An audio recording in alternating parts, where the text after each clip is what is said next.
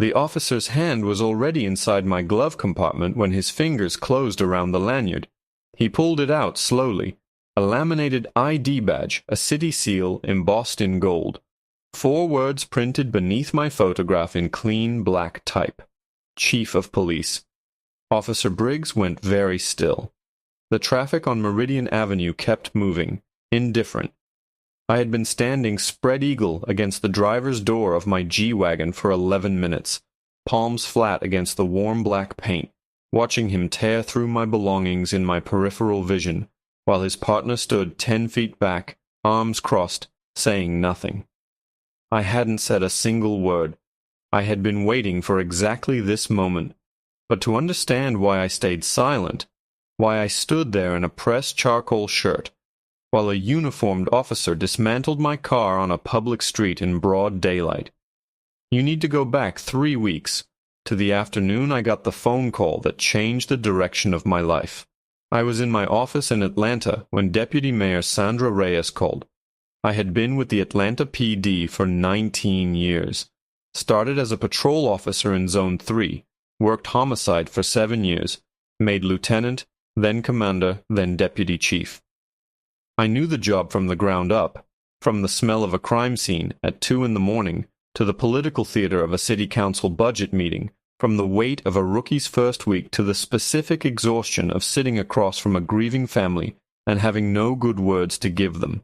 Sandra had heard me speak at a community policing conference in Charlotte 6 months earlier, and apparently the talk had stayed with her, because she was now offering me the top job in Harlow City, a mid-sized municipality 40 miles south of Atlanta that had been in the news for all the wrong reasons. 3 excessive force complaints in 8 months, a community oversight board demanding structural reforms, a previous chief who had retired abruptly under pressure that nobody on the record wanted to explain. "We need someone from the outside," Sandra told me, her voice careful and deliberate. "Someone without loyalties inside the department. Someone who can come in and make hard decisions." I leaned back in my chair and looked at the framed photograph on my desk. My father in his own uniform, standing in front of a patrol car in 1987, squinting into the Georgia sun with that steady, unhurried expression he always had. He used to say the badge was a promise, not a trophy. That the moment you forgot the difference, you became the very thing you were supposed to stop. I had carried that with me for 19 years. I wasn't sure I could explain it to someone who hadn't grown up watching a man iron his uniform at 5 in the morning with the same seriousness other fathers reserved for church. "When do you need an answer?" I asked Sandra. "End of the week," she said. I gave it to her in 2 days. The terms were straightforward.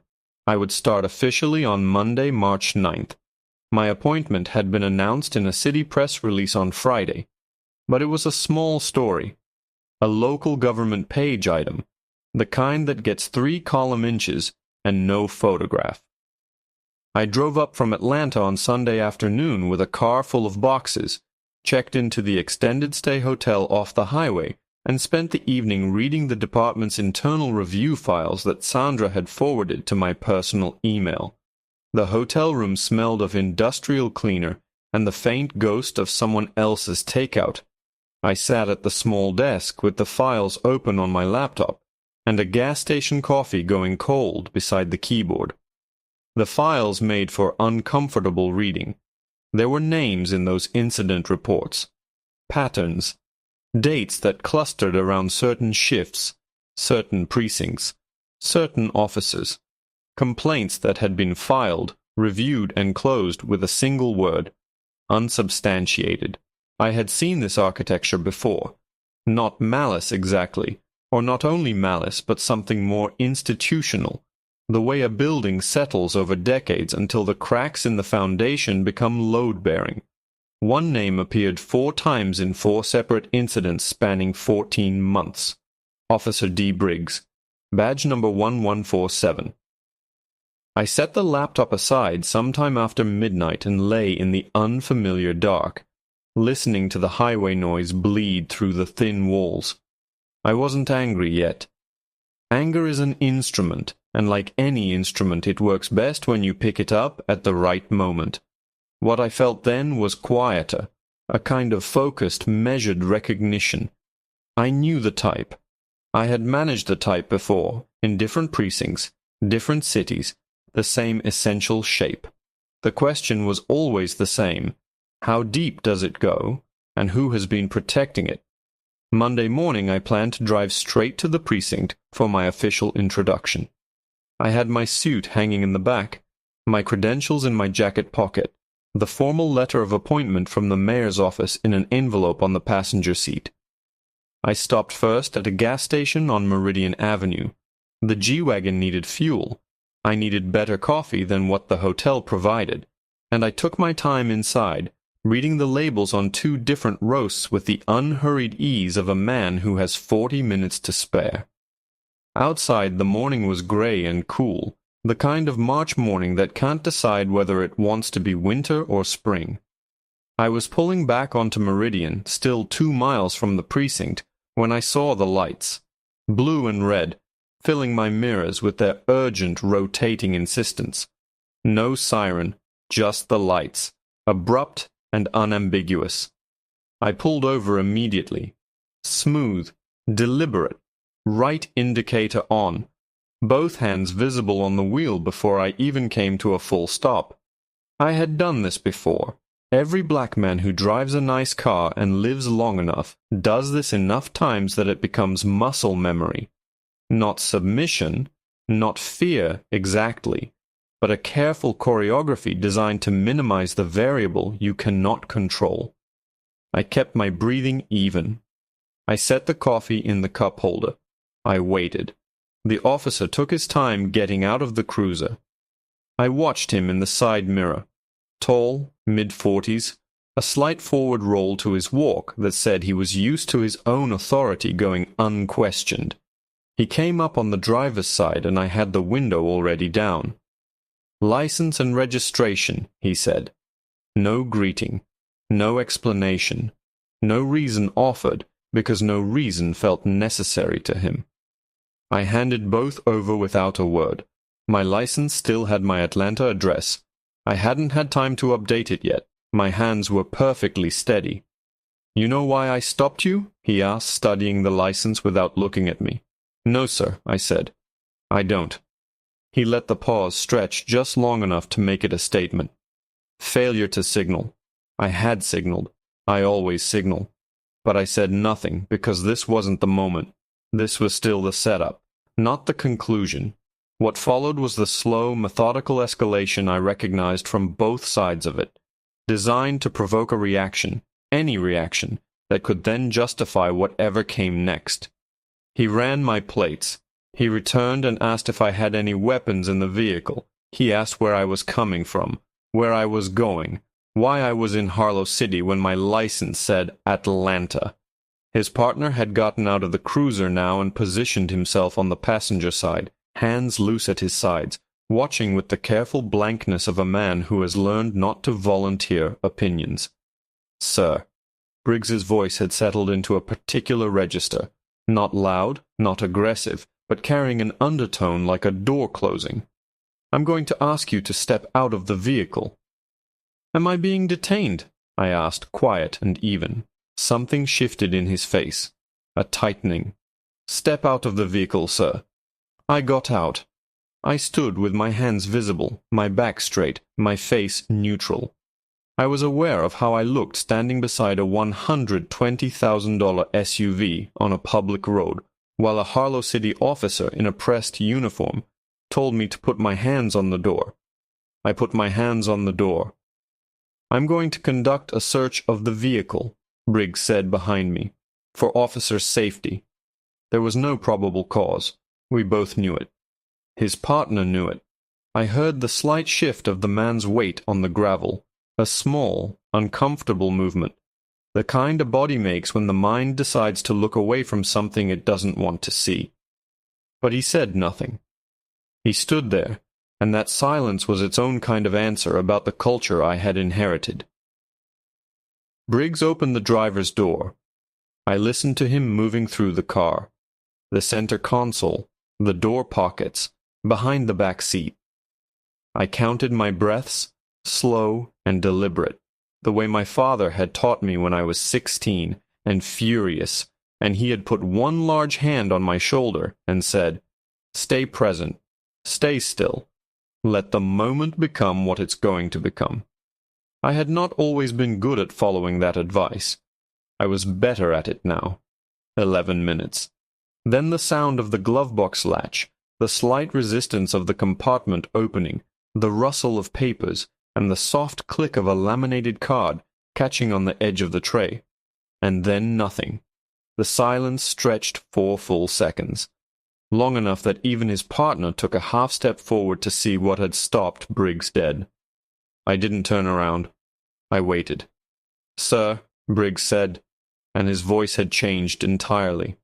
The authority had drained out of it like water through cracked concrete, leaving something thin and uncertain underneath. This badge." "Yes," I said. I turned around then, slowly, and looked him in the face for the first time since I had stepped out of the car. That badge. He was holding it at arm's length as though it might burn him. The gold seal caught the pale morning light. His partner had gone very still, one hand half raised and simply forgotten there. I reached out and took the badge from Briggs's hand. I held it for a moment, turning it once between my fingers. Not to perform anything, just feeling the weight of it the way my father used to turn his watch before a long shift.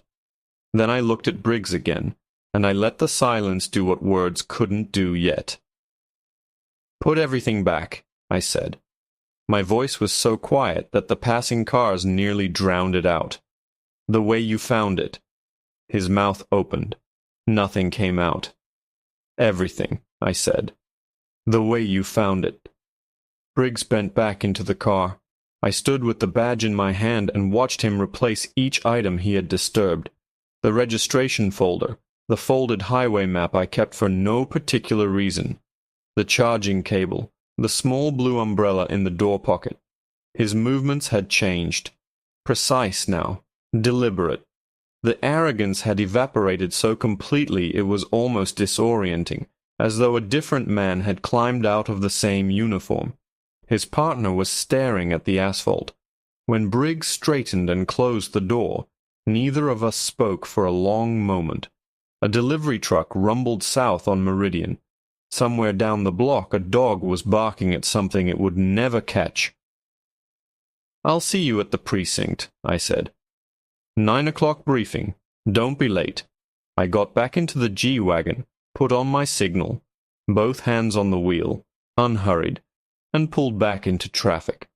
In the rearview mirror, I watched the two of them standing on the shoulder, Briggs with his hands at his sides, the cruiser light still cycling uselessly in the gray morning air. He watched me go with an expression I had seen before on men who have just realized all at once that the ground beneath them is not as solid as they believed. I drove the remaining 2 miles to the precinct with the badge resting on the passenger seat. My coffee was still warm. My hands were not shaking. I was not angry. Not yet. Not in the blunt, hot way. What I felt was cold and clear and very specific. The way you feel when a problem you already knew existed finally steps into the light and says, "Here I am. Now what are you going to do?" I had thought about that question for a long time. I had an answer. The Harlow City Police Department occupied a 3-story building on Chester Street that had been renovated twice in the last decade without ever quite losing the institutional exhaustion of the original structure. The lobby smelled of burnt coffee and floor wax. A civilian clerk looked up from the front desk when I came through the main entrance with my jacket over one arm and my badge on my belt, and I watched her expression complete its small, involuntary journey. Surprise, assessment, recalibration. She picked up her phone and said something quietly before I had crossed the lobby. Captain Elliot Marsh was waiting for me at the top of the first-floor stairs. He was a compact man in his mid-50s, with the posture of someone who had spent decades managing upward, and a handshake that communicated, precisely and intentionally, a controlled amount of warmth. He had run the precinct as acting chief for the 6 weeks between the previous chief's departure and my appointment, and I had read enough about him in Sandra's files to understand the shape of his ambitions. He had expected this job. He had campaigned for it quietly, the way experienced bureaucrats campaign, through lunch meetings and carefully worded endorsements, through being reliably available to the right people. My appointment had landed on those plans the way a structural beam lands on a house of cards. "Chief Marcus," he said, extending his hand. "Welcome to Harlow. We're glad to have you." His smile was excellent. I noted it the way you note the quality of a lock you're going to need to open eventually. "Captain," I said, 9 o'clock briefing. Let's not be late." The briefing room held 22 officers from the morning shift, 3 sergeants, a pair of detectives who had come down from the second floor out of curiosity, and Marsh standing at the back with his hands clasped in front of him. The room smelled of old coffee and the particular synthetic warmth of too many people in a space built for slightly fewer. Some of the officers were focused and attentive. Some were performing attention. I had been in enough rooms like this one to read the difference. I stood at the head of the room for a moment without saying anything. The quiet settled in and stretched, and I let it stretch, because in that stretching you learn things about a room. Who shifts their weight, who holds still, who finds the silence uncomfortable, and who is watching you from behind a carefully neutral face. Officer Briggs was in the 3rd row. He had made it before me, which told me he had driven very fast on the way back from Meridian Avenue. He was sitting with his arms crossed and his jaw set, his eyes on a point somewhere above and behind my head. His partner, Officer Torres, I'd already matched the face to the name from the files, sat 2 seats away and was studying the floor with the fixed concentration of a man who wishes he were somewhere else entirely. "My name is Marcus Webb," I said. "I'm the new chief of police for Harlow City, effective today. I want to be straightforward with you about what that means because you deserve clarity from the first minute." I paused. "It means the department you are walking out of this room into is going to be different from the department you walked in from. Not because of paperwork, not because of a new mission statement on the wall, because I have read every incident report, every complaint, every disciplinary review from the last 22 months, and I know exactly what is working and exactly what is not. And I am not going to pretend otherwise." The room was very quiet. I could hear the heating system cycling somewhere in the ceiling. "You will be assessed on how you do your job, the entirety of your job, including the parts that happen when you think no one with authority is paying attention." I let that land. "Any questions so far?" Nobody spoke. "Good. Sergeant Hales, you have the briefing." I sat down. From the back of the room I felt Marsh's eyes on the side of my face like a slow, steady pressure. I did not look at him. After the briefing I went upstairs to the office that had been prepared for me. Bare walls, a desk that still had the previous chief's cable marks on the surface, a window with a partial view of the Chester Street parking lot. Marsh knocked and entered 30 seconds after I sat down, which meant he had been waiting in the hallway. "Good opening," he said, pulling the door most of the way closed behind him. "Strong start." "Sit down, Captain." He sat. His hands were flat on his thighs, a controlled posture, a prepared posture. He had been rehearsing this conversation. "There was an incident on Meridian Avenue this morning," I said. "Before I arrived here. I want to hear your read on it." Something moved behind his eyes, quick and careful, like a fish turning in dark water. "I haven't been briefed on any incident on Meridian this morning." "No," I said. "You wouldn't have been. Not yet." I looked at him steadily. "I was the subject of an unlawful traffic stop and an unconstitutional vehicle search. No probable cause, no consent, no warrant. The stop lasted approximately 11 minutes. The officer who conducted it is on your roster. Badge 1147. The silence that followed was specific and shaped. Marsh's jaw moved once, as though beginning a sentence his brain had decided not to complete.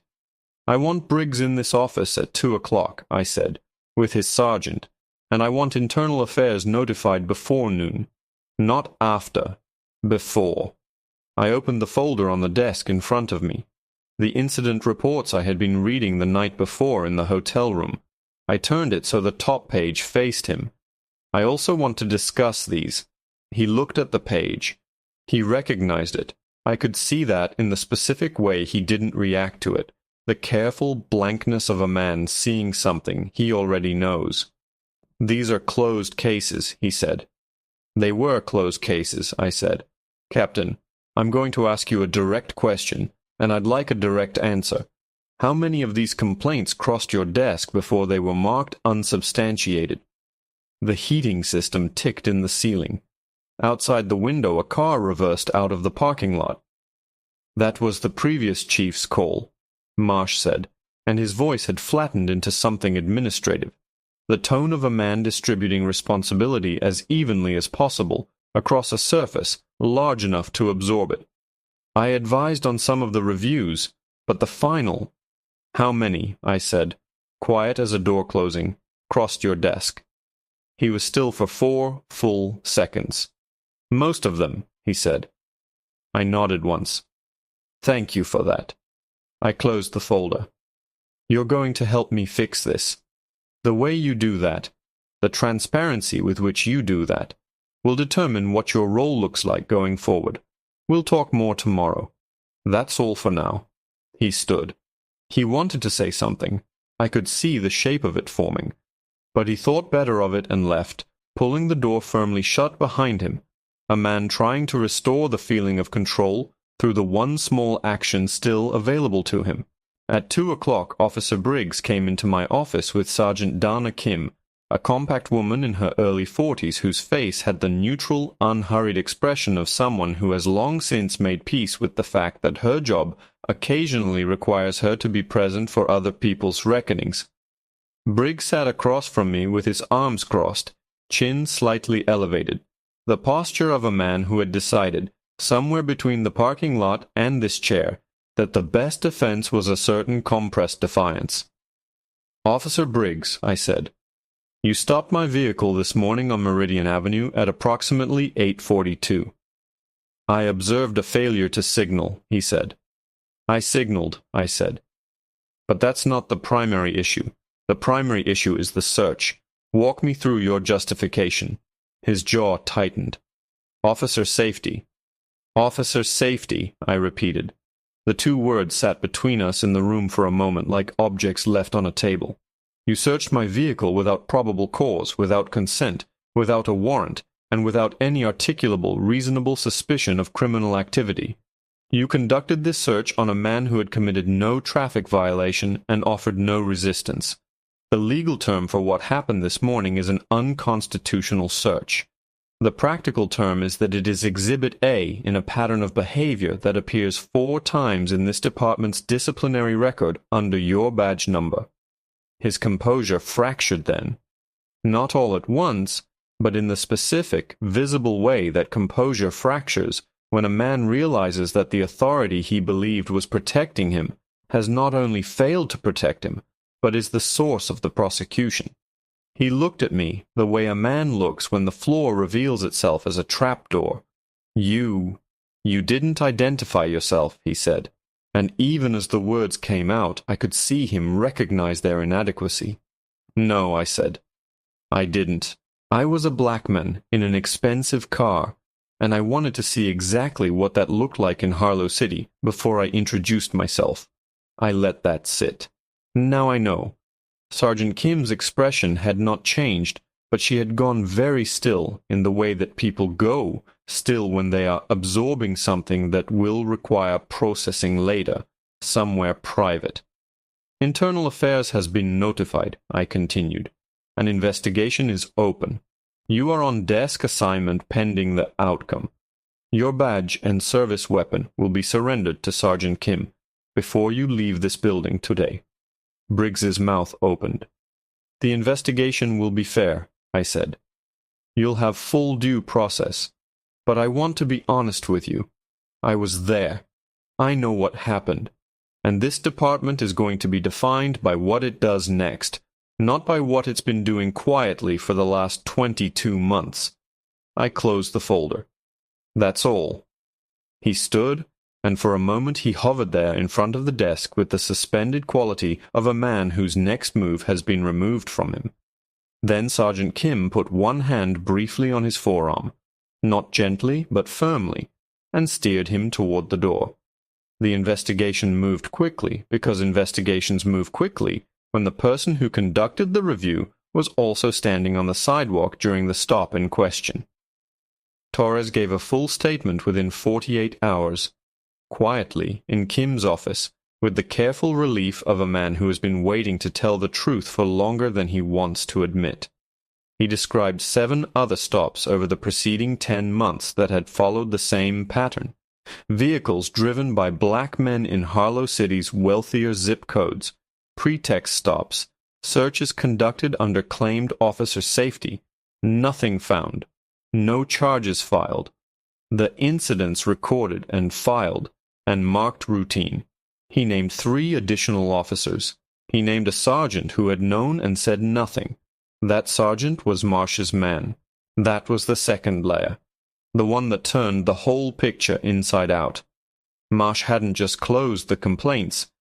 He had actively redirected 2 of the formal internal affairs inquiries, rerouting them through a review process he controlled, with outcomes he could predict.